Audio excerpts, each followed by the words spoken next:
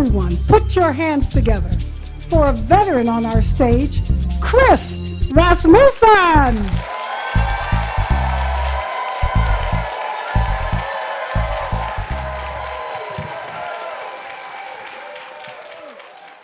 Hi, it's been a while. So I grew up in this little town in northern Michigan that is kind of known for a lot of cherries, a lot of fudge, a few Petoskey stones, but mainly a lot of fudge. And everybody seems to think that that sounds like such a quaint little childhood.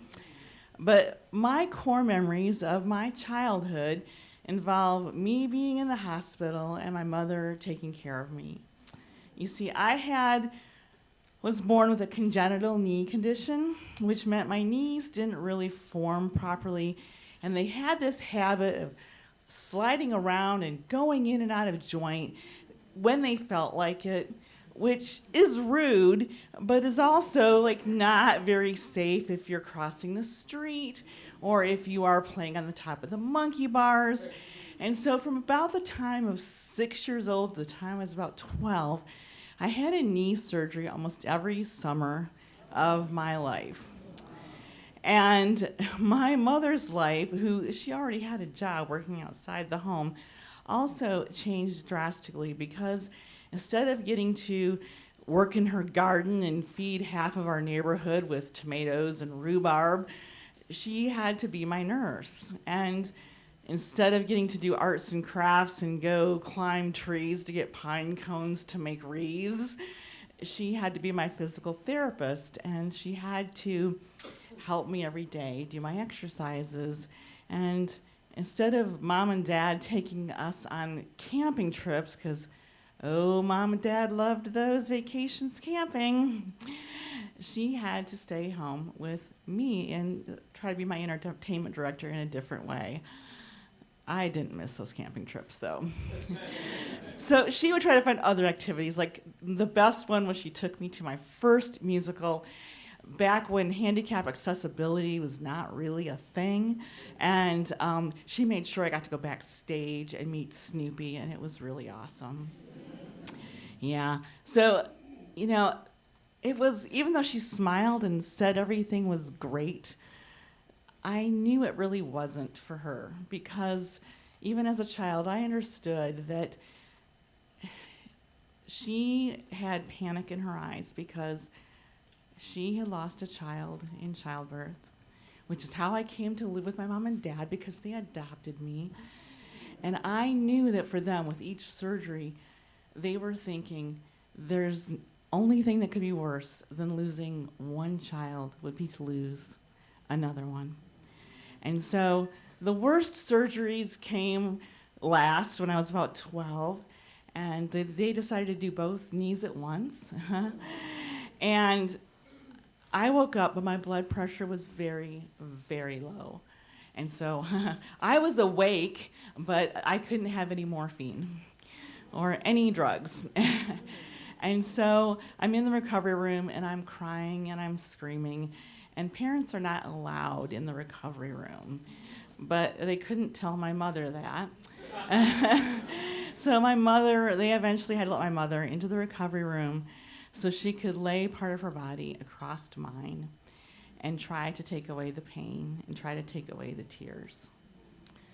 So I got better-ish, but really we knew the fix was temporary, and I knew eventually there was going to be some more surgeries in my future, but not necessarily for my knees. What surprised me was my next batch of surgeries happened when I was about 21 years old, 1985, and I'm crossing Grand River Avenue at Michigan State University, and I'm hit by a car turning the corner. And so the paramedics scraped me off the pavement, rushed me to Sparrow Hospital. I land in the ICU, and I have, broken collarbone. I have a damaged artery. The left side of my body, my arm is paralyzed, and my mom is there in the ICU, and she is told that visitors can only stay for 10 minutes of every hour. So they refused to get her a chair to sit down. So my mother did not like being called a visitor.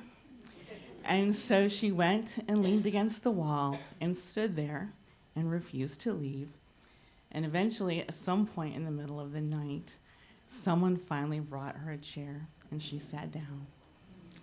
So we had another year of physical therapy and of my mom being my nurse. She was there for every reconstructive surgery I had to go through. She learned how to give me my electrical stim therapy to help my nerves recover. And if that's not enough, my mother became a fashion designer because she created for me the first all Velcro wardrobe. I couldn't move my left arm and I had paralysis, and so I had a Velcro cape, I had a purple Velcro jumpsuit, and they were really ugly, but I wish I still had them, kind of. And once again, I get better-ish, and I grow up and I move on, but Velcro is a really great way to describe my relationship with my mom as an adult, because at this point in our lives, we've gone through so much, we cannot separate from each other for very long. When I'm in California, I'm on the phone with her a couple hours every day. When I'm living downstate, I'm driving up to see her on the weekends, or if she had the courage, she would drive down to see me, because even though she hated the city. And so we would have these conversations now as adults about, like these were the good old days. We would talk about all my trauma like the good old days, even though they weren't. And the conversation would always steer to the fact that my mother always felt guilty that she didn't do enough. She always felt shame. She always felt failure. And maybe that's why the guilt that she gave me the only surgery I have ever loved. When I was in my 30s and I was finishing up graduate school, I was in the kitchen with my mom, and she turned and looked at me and said, I have figured out what I'm going to give you for your graduation present. Okay. She said, I'm going to get you a breast reduction. I do not want you to wait as long as I had to wait for mine. I booked that surgery so fast. And I woke up, and my mom had to hold my head because I puked my guts out for a couple of hours because my body at this point hates any and all anesthesia. But it was so worth it. Ladies, if you know, you know. So I managed to stay healthy for a while, but my mom is getting older, and her health is starting to fail. And she has her turn at some surgeries and some medical issues, and then COVID hits, and she's in a nursing home, and the nursing home goes into lockdown, and they are letting nobody in, and they are letting nobody out. And I cannot do for her what she did for me. I yell at doctors, and I yell at nurses, and I do anything and everything I can think of, but the most I can really do is some phone calls and letters, and I drop off treats that she's not supposed to have, and it's not enough. And I'm the one that feels guilt, and I feel shame about it. And when she dies, and the COVID restrictions begin to lift, I decide to stay in my own personal lockdown. I don't go back to school teaching. I stay at home and work remote. I stop answering phone calls and let them go to voicemail. Pretty soon there's fewer calls coming in that go to voicemail. I stop writing stories. I stop telling stories. And I also don't leave the house much because my knees are becoming worse and worse. And after all those knee surgeries all those years ago, the knees are starting to disintegrate, and I'm in a walker and now almost in a wheelchair. And the good news is there's modern medicine, right? And we all know what the fix is, a joint replacement surgery. And people get them over a certain age. People get them every day, right? But and if I needed proof of that, there's a whole section of TikTok devoted to nothing but people's joint replacement surgeries. and I should not have watched all of them. And neither should you ever. And so I go to 3 different doctors, and each time my face gets red, I start to breathe hard, I cry a little bit, and I can't set a date for the surgery. One doctor is so concerned about my reaction that he tells me he wouldn't do the surgery on me because he doesn't think I'm stable enough. And I can't find the words yet to tell them I'm not really that scared of the surgery because, I've had a lot of practice. I have never in my life woken up from a surgery and not had my mother be there. And I know, I'm too old to want my mama, right? I'm not a monumental mama, but I need mine. And I can't tell them that. I can't tell them that I literally have nightmares where I'm afraid that I will not wake up from a surgery just because she is not there. So I have to figure out who I can trust to get me through this. And I have a brother. He lives in the next town over, but he kind of ghosted my family a while ago. And I do have friends, but they're more like crazy cat lady friends who will get me a DoorDash certificate, post-surgery, which is great. But I need a warrior. And so I'm sitting in church in the back row one day, because if I do make it to church, I'm sitting in the back row. And I look up at the front, and I see this lady, and she's short, and she's got silver hair, and she's singing, and she's dancing, and she's waving flags and all the things. And I thought, that's who I'm going to ask. Her name is Pat. I have known her for over 25 years. She is very much unlike me. She is Martha Stewart meets Carol Brady meets Mother Teresa. I met her the first time when she had given birth to her 6th child, but was in the process of losing that child to a rare disease. And she handled that death with so much faith and grace and strength that I knew I never could have.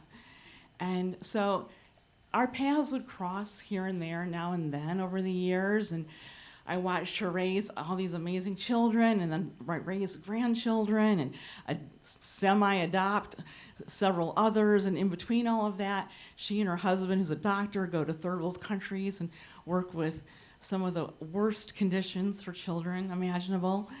And, I want to be an artist. I want to be creative.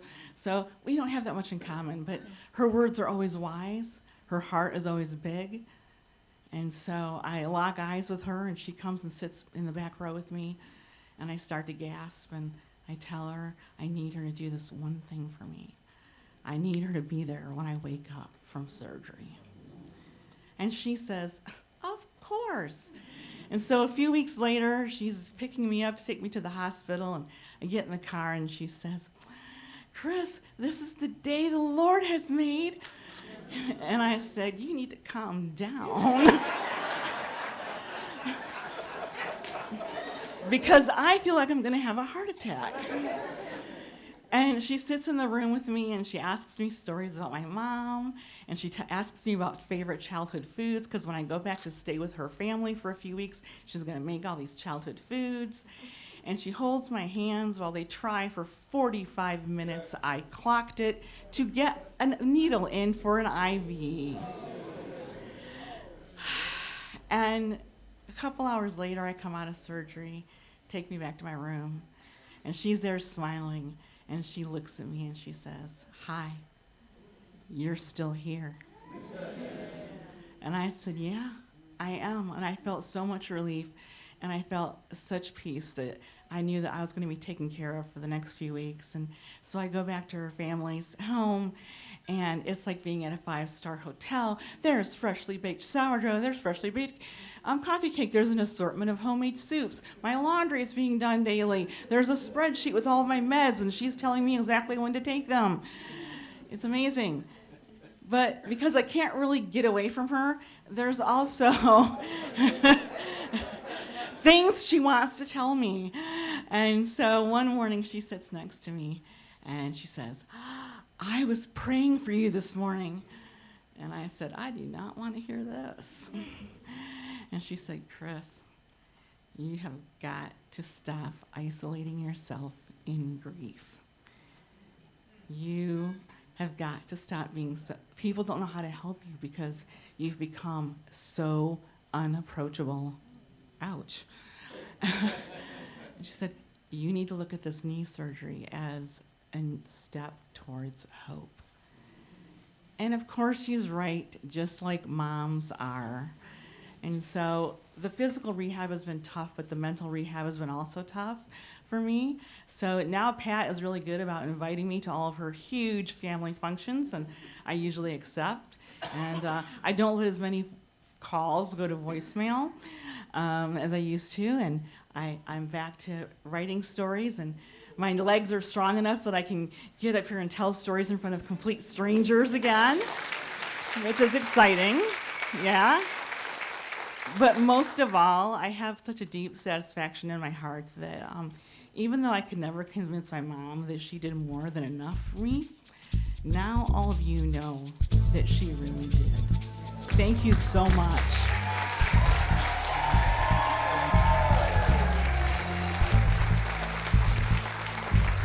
Kris Rasmussen.